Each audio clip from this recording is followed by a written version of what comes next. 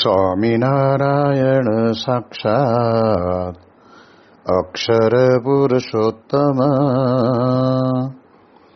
સર્વેભ્ય પરમાં શાંતિ આનંદમ સુખમર્પયેત. શ્રી સ્વામિનારાયણ ભગવાનની જય.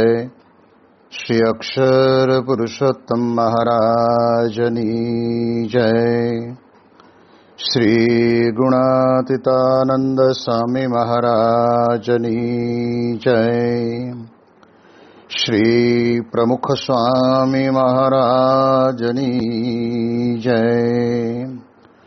શ્રી મહંત સ્વામી મહારાજની જય. પ્રગટ ગુરુ હરિ પરમ પૂજ્ય મહંત સ્વામી મહારાજની આજ્ઞા અને આશીર્વાદથી આપણે બધાએ નિત્ય પ્રાતઃ કથાનો લાભ લઈ રહ્યા છીએ. આજે આપણા માટે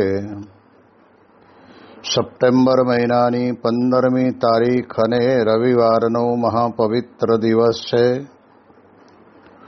અને 1370મી સભા થાય છે. અને કહત હૈ સહજાનંદ એ વિષય ઉપર 1021મી દિવસ થાય છે.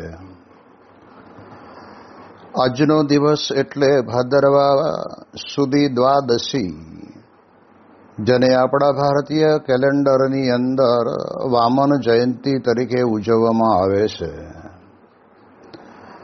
ભગવાન સ્વામિનારાયણના વખતથી પરંપરાગત ચાલી આવતી આ વામન જયંતિને વિશેષ કરીને સમજવાનો પ્રયત્ન કરીએ કે જ્યારે દેવો અને અસુરો કહેતા કે દૈત્યો સાથે જ્યારે આ પ્રમાણે વિશેષ કરીને દૈત્યોએ બધું જ સામ્રાજ્ય લઈ લીધું, એવા સમયની અંદર પ્રસંગ એવો બને છે કે એક વખત ઇન્દ્ર મહારાજા પોતે ઐરાવત નામના હાથી ઉપર બેસીને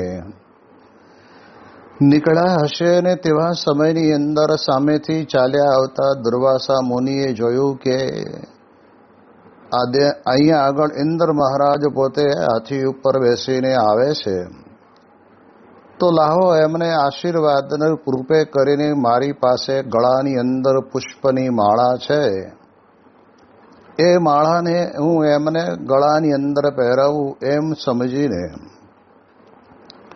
ઇન્દ્ર મહારાજના ગળાની અંદર પોતાની પાસે રહેલી પુષ્પની માળા એ હાથ વડે કરીને એના ગળાની અંદર નાખવા માટે જ્યારે એમણે ફેંકી, ત્યારે ઇન્દ્ર તો પોતે પોતાના જીવનની અંદર ઇન્દ્રાસન અને પોતાની ગાદીનું અભિમાનના કારણે કરીને એને એમ થયું કે જે મારા ડોકની અંદર હીરા માણેક મોતી અને ઝવેરાતના આવા સરસ મજાના આભૂષણો ધારણ કરેલા હોય, એમાં વળી આ પુષ્પની માળાને તો શું સમજવાનું?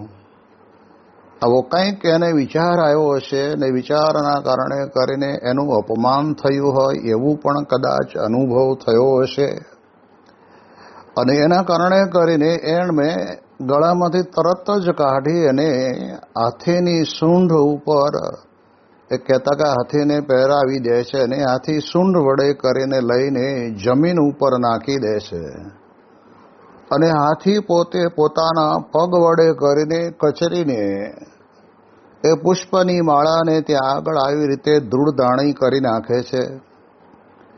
દુર્વાસા મુનિએ તે વખતના સમયની અંદર આવી રીતે સંતના ડોકમાંથી કે ભગવાનના ગળામાંથી આવેલો જે હાર છે એ તો પુણ્યશાળી વ્યક્તિને જ મળતો હોય છે અને પવિત્ર કહેવાય, અને એને આવી રીતે હાથીના પગ નીચે કચરાવી નાખવાનું આવું કૃત્ય જ્યારે ઇન્દ્ર મહારાજે કર્યું ત્યારે દુર્વાસાનાથી રહેવાયું નહીં. અને તે વખતે એમને કહ્યું કે જાઓ, તમે બધાએ અત્યારે દેવલોકની અંદર મદોન્મત્ત બન્યા છો. દેવલોકની સુખ સંપત્તિ અને સત્તાના કારણે કરીને અહંકારની અંદર જ્યારે તમે આવી ગયા છો તો જાઓ લક્ષ્મી વગરના બની જશો. અને એવા સમયની અંદર બને પણ એવું છે કે દૈત્યોના કારણે કરીને જાણીએ કે દેવોના બધા જ પોતાના સિંહાસનો ડોલવા લાગે, એટલે આપણે જાણીએ એ પ્રમાણે હિરણ્યકશિપુનો દીકરો ત્યાં આગળ એના દીકરાનો દીકરો પ્રહલાદ, ને હિરણ્યકશિપુનો દીકરો પ્રહલાદ, ને પ્રહલાદનો દીકરો અને એના પછી જેને કહેવાય રોહિત, અને રોહિતનો આ પ્રમાણે અહીંયા આગળ બલિ. તો આ બલિ રાજા પોતે તે વખતે એ પોતાના જીવનની અંદર એવું એક સત્કર્મ કરતા હતા કે જે પોતે ભૃગુ કચ્છના કિનારા ઉપર ત્યાં આગળ યજ્ઞ કરીને જેટલા ભિક્ષુકો આવે, સાધુ સંતો આવે, બ્રહ્મચારી આવે, એ બધાને ત્યાં આગળ પોતાની માગણી પ્રમાણે ત્યાં દાન દેતા હતા. એટલે આપણે જાણીએ છીએ કે વ્યક્તિ પોતાના જીવનની અંદર પોતાની પાસે જે હોય એનો ત્યાગ કરીને તર્પણના સ્વરૂપની અંદર કહેતા દાનના સ્વરૂપની અંદર જ્યારે આપે છે ત્યારે જરૂર એના પાસે ધીમે ધીમે કરતાં કરતાં ઘણી બધી પ્રકારનું પુણ્ય ભેગું થાય છે. અને એટલે જ નરસિંહ મહેતાએ પણ કહ્યું ને કે પુણ્ય પામીને અમરાપુરની ગાદીને ભોગવે, પણ પાછો અંતે પુણ્ય ખાલી થાય એટલે પાછો પૃથ્વી ઉપર આવે. એટલે આવી પ્રકારે ત્યાં આગળ બલિરાજા પોતાના જીવનની અંદર આ પ્રમાણે દાન દેવાનું ચાલુ રાખેલું. અને દેવો એ બધાએ ભેગા થઈને ભગવાનને વિનંતી કરી કે પ્રભુ કંઈક દયા કરો, અમે બધાએ લક્ષ્મી વગરના થઈ ગયા છીએ, એટલા માટે તમે કંઈક દ્રષ્ટિ કરો. અને તે વખતના સમયની અંદર આપણે જાણીએ દિતિના દીકરા બધા દૈત્ય અને અદિતિના દીકરા બધા દેવો. એટલે અદિતિ અને કશ્યપ મુનિ થકી ભગવાન વામનજી પોતે પ્રગટ થયા. એ જે દિવસ એટલે ભાદરવા સુધી દ્વાદશીનો બપોરનો મધ્યાહન કાળનો સમય. ભાગવતની અંદર લખેલા 24 અવતારોમાંનો આ એક અવતાર વામન ભગવાનનો અવતાર એ પૃથ્વી ઉપર પ્રગટ થયા. અને પ્રગટ થયા પછી તરત જ કહેવાય છે કે એ તો પોતે 2.5 હાથના હશે. અને એમને કરવાનું માત્ર એટલું જ હતું કે આ બલિરાજા જે દાન આપે છે તો એ દાનમાંથી ઘણું બધું પુણ્ય કમાય છે. અને પુણ્યના કારણે કરીને આ પ્રમાણે દેવલોકના સિંહાસનો પણ હલવા માંડે. એટલે ત્યાં જઈને પણ ભિક્ષા માગીને બધું લઈ લેવું, એટલે એને પછી દાન કરવાનો કોઈ સંજોગ રહે નહીં. અને દેવો બધાએ પાછા લક્ષ્મીવાળા બની જાય. આવી પ્રકારની એક ભાગવતના આધારે ઉપર આપણે કર્ણ પરંપરામાં સાંભળેલી આ વાતો છે. એટલે ભગવાન વામનજી પોતે ત્યાં આગળ આવીને ભિક્ષાંદેહી કરીને ઊભા રહે છે. ત્યારે બલિરાજાએ કહ્યું કે બ્રહ્મચારીજી, થોડી વાર તમે બેસો, હમણાં જ અમારા યજ્ઞની અંદર યજ્ઞ વિધિ કરાવનારા પંડિતો બધા આવે, પછી તમને સંકલ્પ કરીને તમારી જે ઈચ્છા હશે એ પ્રમાણે અમે તમને દાન આપશું. એવા સમયની અંદર આપણે જાણીએ છીએ કે દૈત્યના જે ગુરુ છે એ શુક્રાચાર્ય છે અને દેવોના ગુરુ બૃહસ્પતિ છે. એટલે આપણે જાણીએ છીએ કે સોમ, મંગળ, બુધ, ગુરુ, શુક્ર, શનિ એની અંદર ગુરુવાર આવે ને ત્યારે બૃહસ્પતિવાર કહેવામાં આવે છે. એટલે તે વખતે શુક્રાચાર્ય બલિને સહેજ ઇશારો કરીને કહ્યું કે જોજો, દેવામાં ધ્યાન રાખજો. આ તમને લાગે છે વામન જેવા નાનું એવું સ્વરૂપ છે, બ્રહ્મચારી છે, બ્રાહ્મણનો વેશ દેખાય છે, પણ આ ભગવાન છે, તારું બધું લઈ લેશે. એટલે ગુરુ જેમ પોતાના શિષ્યની ચિંતા કરે ને એમ અહીંયા આગળ આ પ્રમાણે શુક્રાચાર્ય તો અસુરોના ગુરુ હતા. એટલે એને કોઈ પણ સંજોગોની અંદર દાન ન કરે એવું કરવું હતું. અને એટલા જ આપણે ત્યાં કહેવાય છે ને કે પુણ્ય કર્યાનું પાડોશીને ત્યાં આડો ફરે. એમ કોઈ કરતો હોય ને તો એને ન કરવા દે, એવી પ્રકારનો આ શુક્રાચાર્યનું પોતાનું જીવન હતું. પણ મારે એ કહેવું છે કે ભગવાન વામનજી પોતે પ્રગટ થયા પછી બલિ રાજાને આંગણે આવીને ઊભા રહીને કહે છે કે હે બલિ, મારે તો માત્ર ને માત્ર 3 ડગલા પૃથ્વી જોઈએ છે. પૂજ્ય વિવેક સાગર સ્વામી આના સંદર્ભની અંદર વાત કરતા કહે છે કે ભગવાન વામનજી પોતે એવું કહે છે બલિને કે બલિ, મારે કાંઈ આખી દુનિયાનું સામ્રાજ્ય નથી જોઈતું, માત્ર મારા જરૂર પૂરતી જ મારી 3 ડગલા પૃથ્વી તું મને આપ, મને પૂર્ણ સંતોષ છે. અને એ સંદર્ભની અંદર જ પણ પૂજ્ય વિવેક સાગર સ્વામી વાત કરીને કહે છે કે જેમ બલિ રાજાને પોતાના જીવનની અંદર અતિશય આસક્તિ નહોતી, એમના અંતરની અંદર પૂર્ણ સંતોષ હતો, એમ આપણે પણ વામન દ્વાદશીના દિવસે ભગવાન વામનજીનો વિચાર કરીને એવું જ વિચારવાનું કે જે આપણને મૃત્યુલોકને વિશે પંચભૂતનું શરીર પ્રાપ્ત થયું છે, એમાં આપણે ક્યારેય પણ વધારે પડતી આસક્તિ પુત્ર કલત્રાદિક અને ધન સંપત્તિની અંદર કરવી જ નહીં. આપણા ભાગ્યમાં જેટલું લખ્યું હશે એટલું આપણે આપણા જીવનની અંદર આપણે એને જરૂર પૂરતો ઉપયોગ કરવો અને બાકીનું બધું સદમાર્ગે વાળવા, સદમાર્ગે વાપરવાનો પ્રયત્ન કરવો. સંતોષી માણસ હંમેશને માટે સદાય સુખી હોય છે. અને એટલે જ કહે છે કે સંતોષ એવ પુરુષસ્ય પરમ નિધાનમ. વ્યક્તિના જીવનની અંદર સંતોષ છે ને એ જ સાચું ધન છે. આજે તો તમે જુઓ તો વ્યક્તિના અંતરની અંદર અસંતોષની જેને કહેવાય ને મોટી મોટી જ્વાળાઓ પ્રગટે છે. મારે આ લેવું છે, મારે આ લઈ લેવું છે, મારે આ ખાવું છે ને મારે આ મૂકવું છે ને મારે આ જોવું છે ને અલગ અલગ પ્રકારના અસંતોષના વાયરા વાય છે. અને એના કારણે કરીને સંતોષ એના જીવનની અંદર નથી હોતો, એટલે માણસ પોતાના જીવનમાં દુઃખી થાય છે. એટલે એટલા માટે થઈને આપણે બલિ રાજાના આખ્યાનની અંદરથી એક વાત શીખવાની કે બલિ રાજાએ જે દાન કર્યું એ આખા વિશ્વની અંદર પ્રખ્યાત કહેવાય કે દાન તો બલિ રાજાનું. અને આ બાજુ મહાભારતની અંદર જોવા જઈએ તો દાન તો કર્ણનું.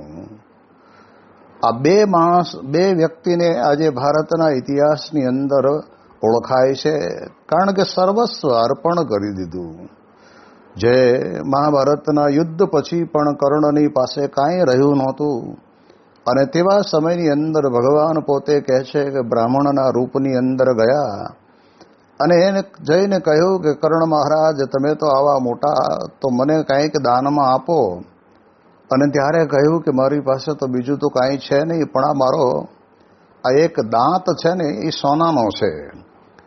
એટલે એણે એક પથ્થર બાજુમાં પડેલો હતો એ લઈ અને દાંત ઉપર માર્યો અને તોડી નાખ્યો. તોડીને સોનાનો દાંત એને આપે છે. ત્યારે ભગવાન પોતે જે કહેવાય કહે છે કે બ્રાહ્મણના વેશની અંદર આવેલા હતા, એમણે કહ્યું કે આવી રીતે તારા મોઢામાં રહેલો અને આ હેઠો દાંત તે તો હું કેવી રીતે લઉં. અને ત્યારે એ વખતના સમયની અંદર કર્ણની કેટલી અદ્ભુત બાણ વિદ્યાની અંદર કેવા કુશળ હશે, એમ એને પોતે ત્યાં આગળ સૂતા પોતે એવી રીતે બાણ છોડ્યું કે પૃથ્વીની અંદર બાણ ગયો ને ત્યાંથી પાણીની શેર બહાર આવી અને એ પાણી વડે કરીને ધોઈને તે વખતના સમયની અંદર એ બ્રાહ્મણના રૂપની અંદર આવેલા ભગવાનને એમણે દાંત આપ્યો. એટલે આપણે ત્યાં એવું સંભળાય છે કે કર્ણ કુંતાતણો જાયો બન્યા ભગવાન ભિખારી. કર્ણ કુંતાતણો જાયો બન્યા ભગવાન ભિખારી. ભગવાનની પાસે જઈને ઉભા રહ્યા અને ભગવાનને એણે દાન આપ્યું. એટલે કર્ણની એક દાનની વિશેષતા કહેવાય છે કે છેલ્લી ઘડી ઉપર સૂતેલી વ્યક્તિ પોતે આ પ્રમાણે પોતાની પાસે જે હતું એ બધું અર્પણ કરી દીધું. તો આપણે એમ અહીંયા આગળ બલિરાજાએ પણ એના જીવનની અંદર જેટલું હતું એ બધું આપી દીધું. એટલે આપણે થોડોક વિચાર કરવાનો કે બલિરાજાએ બધું આપ્યું એમ આપણે આપી દેવું એ બહુ મહત્વનું નથી. પણ કહે છે કે આપણને ભગવાન અને સત્પુરુષોએ જે આજ્ઞા કરી છે શિક્ષાપત્રીની અંદર કે આપણો 10મો કે 20મો ભાગ આપણે કાઢવો. કારણ કે દરેક વ્યક્તિ રોજીરોટી માટે જે કંઈ ક્રિયા અને કર્મ કરે છે એમાં ઓછા વધતા પ્રમાણની અંદર તો એને કહેવાય છે ને કે નાની મોટી પાપની ભૂલો થતી જ હોય છે. એમાંથી એ કમાયેલું ધન છે એને શુદ્ધ કરવા માટે થઈને આ પ્રમાણે ભગવાન અને સંતને એમના વચને કરીને આપવામાં આવે તો એનું આપેલું દાન છે એના વડે કરીને એનું ધન છે એ પોતે શુદ્ધ થઈ જાય છે. એટલે એ દ્રષ્ટિથી આપણે વિચાર કરીએ તો આપણે જ્યારે ભગવાન અને સંતના વચને કરીને દીધેલા દાનમાં આપણાથી થયેલી ભૂલો ભગવાન આપણને માફ કરી આપે અને અંતરની અંદર આપણને કાયમ માટે શાંતિ રહે. એટલે આપણે બલિરાજાના આખ્યાનમાંથી એટલું સમજવાનું છે કે એણે જે દાન કર્યું અને એ દાનને સાથે સાથે એમણે પોતે ભગવાનનો જેમ છે એમ મહિમા સમજી લીધો અને આદ્યાદિવદી પર્યંત જેમ કહેવાય છે ને કે આ લોકની અંદર બલિરાજાના દરબારમાં ભગવાન પોતે બિરાજે છે. ગઈકાલના દિવસની અંદર પરિવર્તની એકાદશી ગઈ અને આજે વામન દ્વાદશી. એ પ્રમાણે સમયાંતરે આપણે જાણીએ પણ આગળ પાછળ છે. પણ છતાંય પહેલાં ભગવાન વામન પ્રગટ થયા. વામન ભગવાને એને ત્રીજા પાતાળમાં મૂકી દીધા અને એ વખતે બલિરાજાએ ભગવાન જેવો છે એવો મહિમા સમજીને એ દાન આપી દીધું. ગુરુનું વચન હતું છતાં પણ એણે પોતે ઠેલી દીધું. અને એટલે જ મુક્તાનંદ સ્વામી પોતે લખે છે કે જુઓ બળીનું મન નવહાર્યું, જુઓ બળીનું મન નવહાર્યું, ગુરુ વચન હૃદય નવધાર્યું, ગુરુ વચન હૃદય નવધાર્યું, તન મન ધન પ્રભુ પરવાર્યું, તન મન ધન પ્રભુ પરવાર્યું, તન ધન જાતા, તન ધન જાતા, હરિજન હોય તે હરિભક્તિથી નવ ચડે. એટલે મુક્તાનંદ સ્વામી આપણને આમાં કહે છે કે બલિરાજાએ પોતાના ગુરુનું વચન પણ માન્યું નહીં. એમ જ્યારે આપણે ભગવાન અને સંતને રાજી કરવા માટે થઈને આપણી પાસે સામેથી એમનો હાથ નીચે હોય અને આપણો હાથ ઉપર હોય અને આપણી પાસે માગે તો આપણે મનની અંદર કોઈ પણ પ્રકારની શંકા કુશંકા કર્યા વગર આપણે ભગવાન અને સંતને દાન આપીને રાજી કરી લેવા.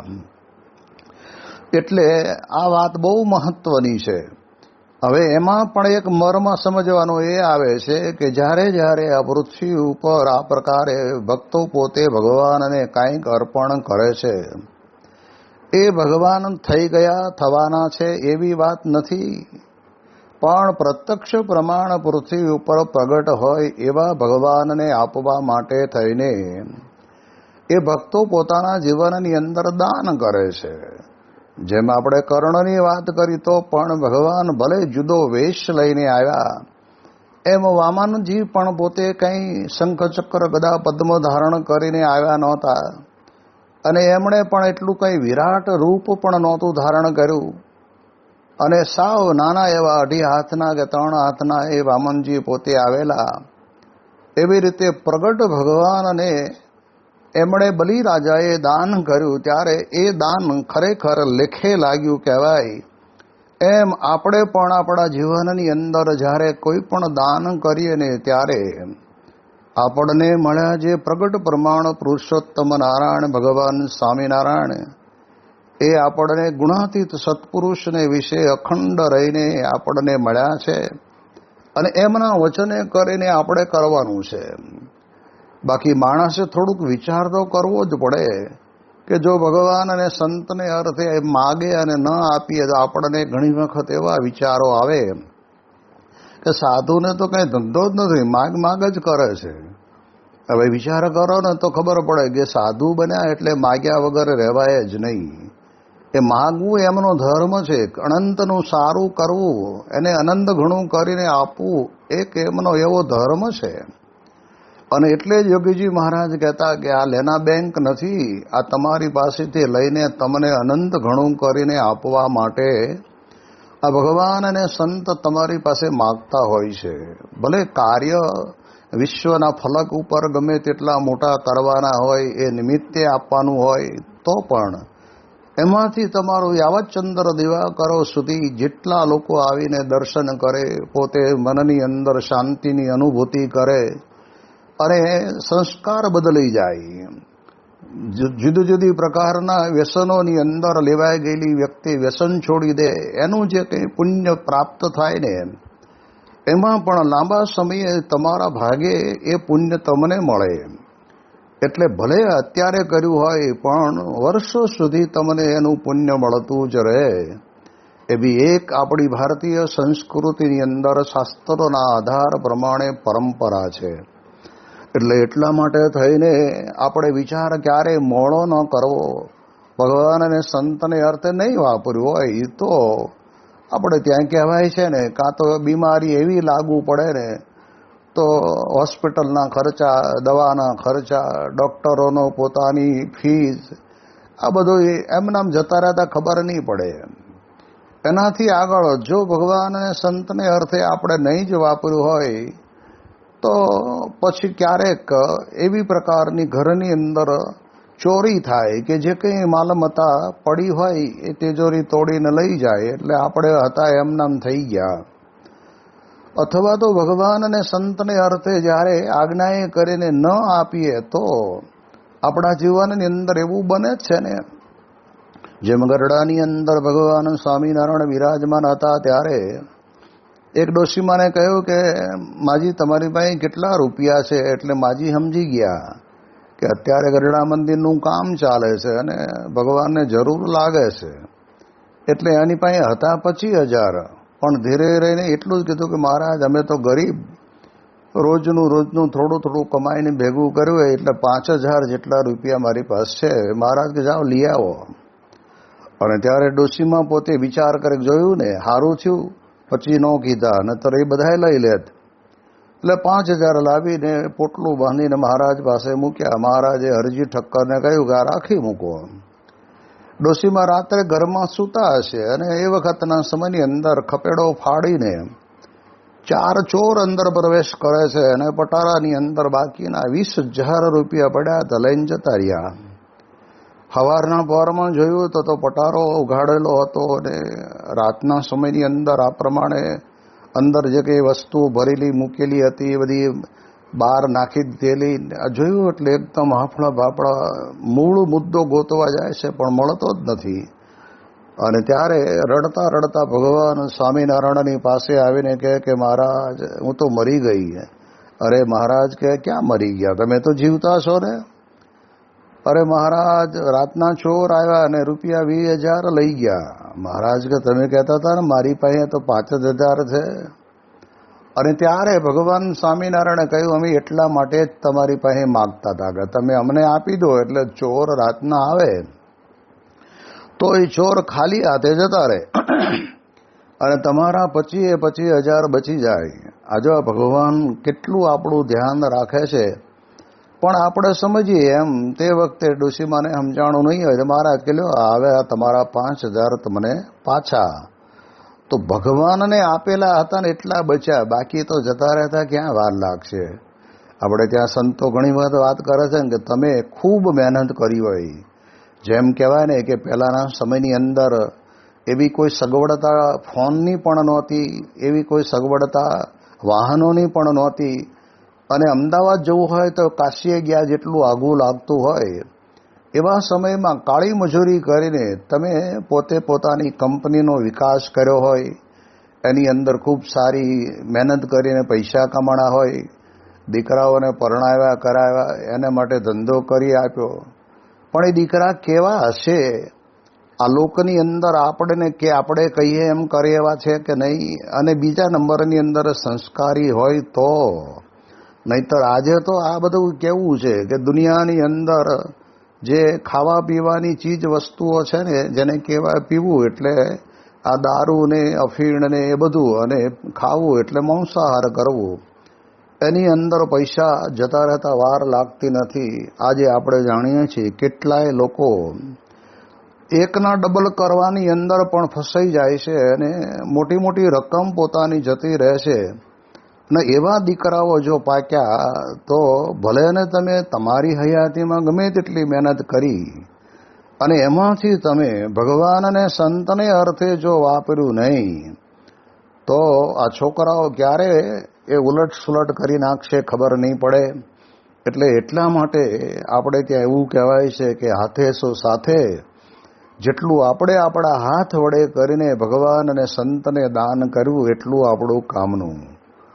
બીજું બાજુ આ બાજુ ભગવાન વામનજીના આ ચરિત્ર ઉપરથી આપણને એ પણ સમજાવે છે કે આપણે હંમેશને માટે પોતાના જીવનની અંદર સંતોષ રાખવો, ક્યારે પણ અતિશયોક્તિ આસક્તિની ન કરવી.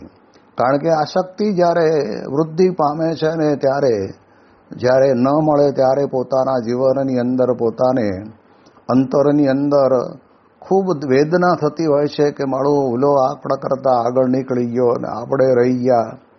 અમે એ જમાનાની અંદર કંઈ અમે જમીનની લે વેચ ન કરી, જમીનમાં પૈસા રોક્યા નહીં, આવું બધું આપણા મનમાં રહે કરે ને આ લોકો નીકળી ગયા આગળ. એ બધા જ અસંતોષના વિચારો છે. જો સંતોષ હોય તો એમ જ વિચાર કરવાનો કે માણસને ગુણાતીતાનંદ સ્વામી કે શું જોઈએ? રહેવા ઘર જોઈએ.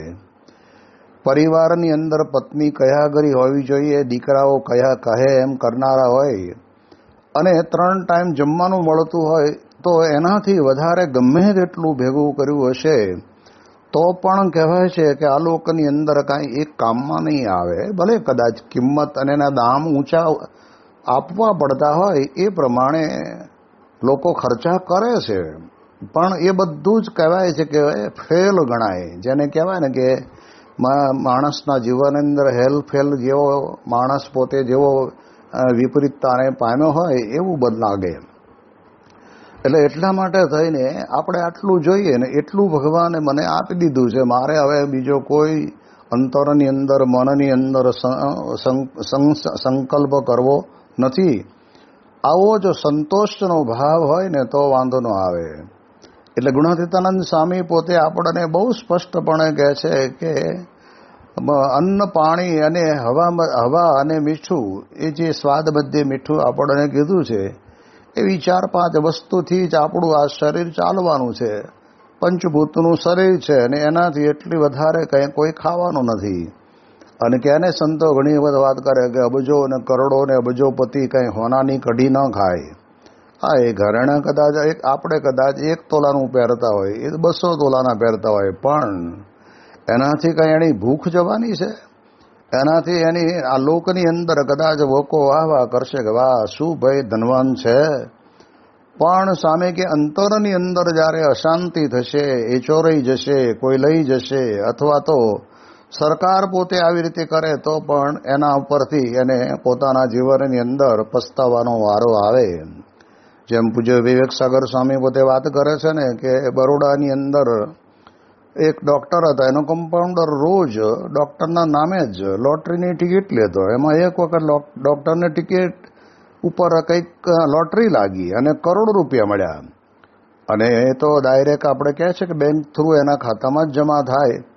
એટલે આને તો આમ આનંદ થઈ ગયો, કરોડો રૂપિયા. પણ આ બાજુ સરકારનો નિયમ એવો છે કે એમાંથી જે તમને મળ્યું છે એમાં 60% સરકાર લઈ જાય ને 40% તમારી પાસે રહે. એટલે ગવર્મેન્ટના માણસોએ આવીને કીધું કે તમારામાંથી બેંક એકાઉન્ટમાંથી 60% સરકારને આપી દો. ડૉક્ટર હતા છતાંય પણ એને અંતરની અંદર એમ થયું, ઓહો 60%, અને મારે 40%, એમાં એટેક આવવાનું ઉપડી ગયા. પણ મનમાં વિચાર કર્યો, સંતોષ રાખ્યો કે કાંઈ નહીં, 10 રૂપિયાની આપણે ટિકિટ લીધી હતી, એમાંથી ગયા હોય તો કેટલા ગયા હશે, તો એમાંથી 40 લાખ મળ્યા છે તો બહુ થઈ ગયા. પણ સંતોષ માણસને રહેતો નથી. પણ આવા ભગવાનના દિવ્ય ચરિત્રોની અંદરથી પણ આપણને આ એક વિષય ઉપર વધારે માર્ગદર્શન પૂરું પાડે છે. તો આ વામન દ્વાદશીના દિવસે વામન ભગવાનના ચરણોમાં કોટી કોટી વંદન. એની વિશેષ વાતો આપણે આવતીકાલે કરીશું. શ્રી સ્વામિનારાયણ ભગવાનની જય.